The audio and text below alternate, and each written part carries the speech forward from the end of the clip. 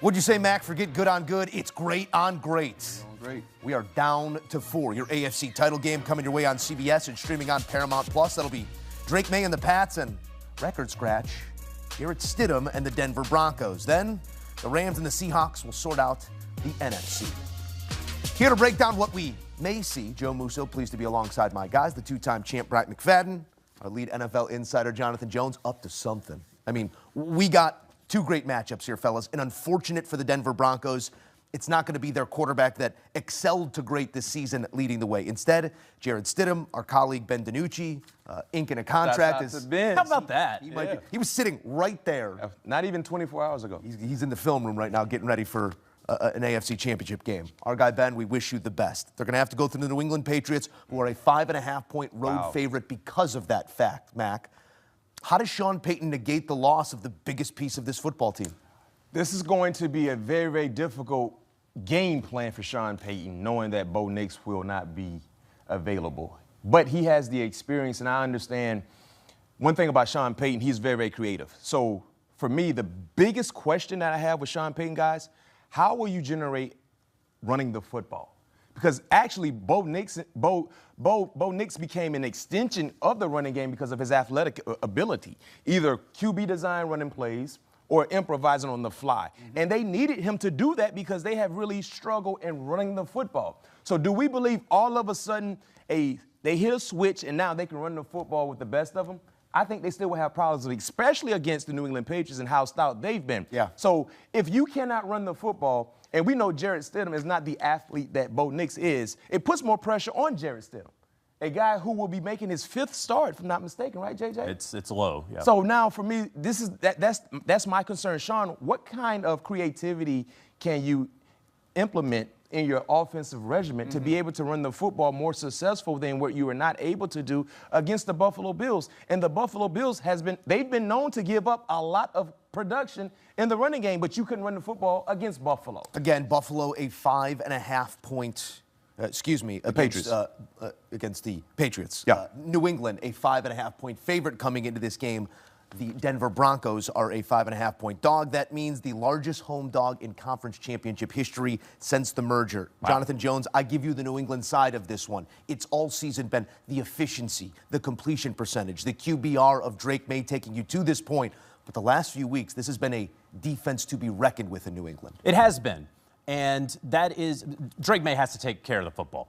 That is point number one, because if you voted for him for MVP or voted for him as first-team All-Pro over Matthew Stafford, it was because of how well he took care of the football, how efficient he was, who cared about what the defenses were, or at least the team records. That's what it was about. But in the playoffs, he's just been careless with the football. You cannot be careless against the Denver Broncos in this. You can't be careless because they have Jarrett Stidham on the other side, because what we have seen from Sean Payton in his past, when's the best Jameis Winston has ever looked?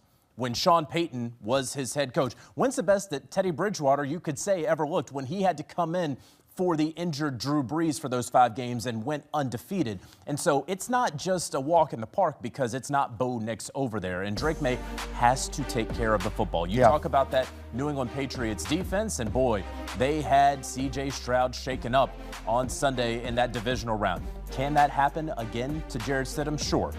5.5 points in Denver, that's a tough place to play, historically and all the time. You say protect the football. Drake May put the ball on the ground these last 2 playoff games 6 times. Only lost 2 of them. Lucky in that realm, but luck runs out at times. It's going to be a tuned-up Broncos defense thinking that we got to take care of business, take this under our arms, and make things easier for Jarrett Stidham. On the NFC side, it's the Los Angeles Rams taking a trip to the Seattle Seahawks, and maybe we're only saying that, gentlemen, because of that wonky 2-pointer in that game that sort of decided the 1 seed in more than some ways, or at least the track to the 1 seed. LA, they still survive, having to go through the 5 seed and on the road to get an opportunity, but the where is so important when we talk about the Seattle Seahawks and this one going up in front of the 12s. How does that factor into what you think the outcome might be? Oh, that factors in a massive way. But the thing about this matchup, Sean McVay and Matthew Stafford, they're not afraid of the Seattle Seahawks defense. I think they love this matchup because they've shown the ability to have success against this said great defense that we have been applauding over the last few weeks. So can they repeat the same success? that we saw in the last meeting that came in an overtime loss, but Matthew Stafford had a day. 457 yards, 3 touchdowns. They did not touch him one time. Yeah.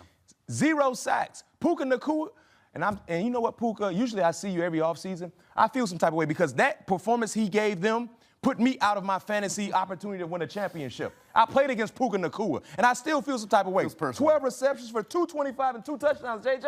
Yeah. I mean, just get 1 touchdown, I win the championship in my fantasy league. We're talking about their championship game, not yours. But it's tied together. Okay. Championship is a championship. So will Seattle have a better game plan in place, not to only harass and touch up Matthew Stafford, but not allow Puka to dominate? And oh, by the way, remember, Devontae Adams did not play in that last meeting. Hamstring. It was all Puka. But one thing I'll say, JJ, is when you look at that performance for Seattle and that letdown and how, and that dramatic win. Yeah.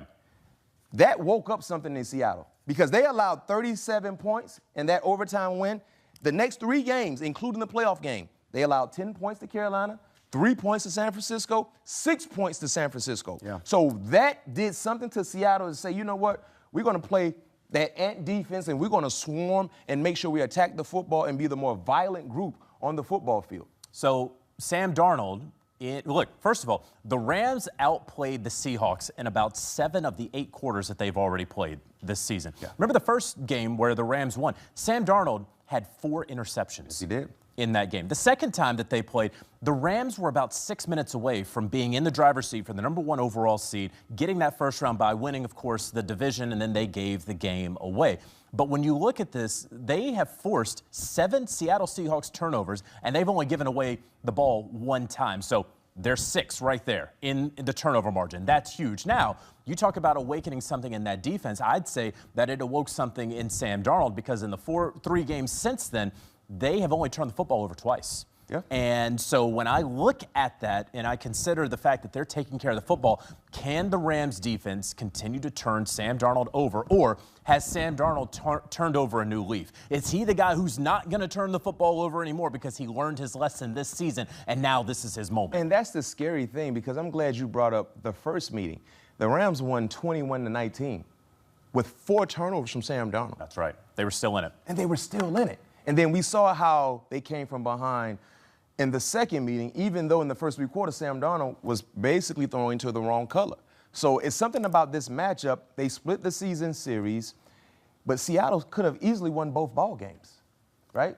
So long story short, make sure you have your popcorn ready. I will say this, and it just sticking in my head since I heard it a day ago after Seattle's victory. The Seahawks 11-1 in the playoffs at home since 2005. The 1 loss coming in an empty stadium during the COVID year. The 12s have plenty to do with it. And Sean McVay has never lost an NFC Championship game. Yeah. Something's got to give. I think the 1 loss was to Sean McVay in that empty stadium. The plot thickens. Bryant McFadden, let's take it one further. Your Super Bowl matchup and who hoists the sticky Lombardi? The Super Bowl matchup? Before you go, producer Lucas told me that Darnold versus the Pats is a Jets fan's fever dream. So we have to keep that in mind as well. How are the Jets fans losing? Don't do it. Their season has been over. Don't do it. For months. That doesn't make any sense. I'm sorry. I said months, but the season actually, well, their season ended a while ago. Yeah. Super Bowl matchup is what you're asking, Joe?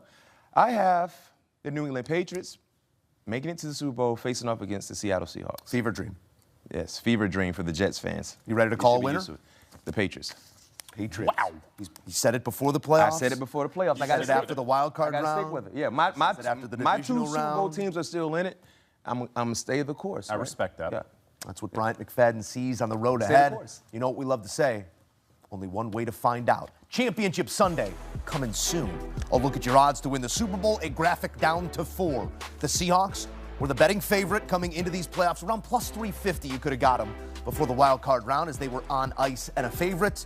The Rams the next closest, with the Patriots sporting the same number. The Broncos and Jared Stidham, long money if you believe.